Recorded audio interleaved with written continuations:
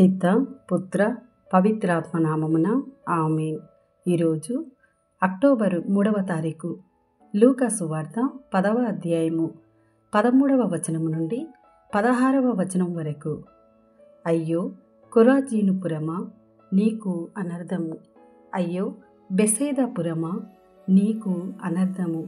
మీ మధ్య చేయబడిన అద్భుత కార్యములు తూరు సీదోను పట్టణములలో చేయబడిన ఎడల ఆ పట్టణవాసులు ఎప్పుడో పశ్చాత్తాపపడుచు గోనెపట్టలు ధరించి బూడిద పూసుకొని ఉండేవారే.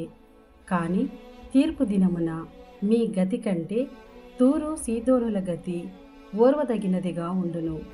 ఓ కఫర్నాముపురమా, నీవు ఆకాశమును అంటదలచితివా? నీవు పాతాళమునకు పడద్రోయబడుదువు. మీ మాట ఆలకించువాడు నా మాటలను ఆలకించును. మిమ్ము నిరాకరించువాడు నన్నును నిరాకరించును. నన్ను నిరాకరించువాడు నన్ను పంపిన వారిని నిరాకరించును అని పలికెను. ఇది ప్రభుని వాక్కు.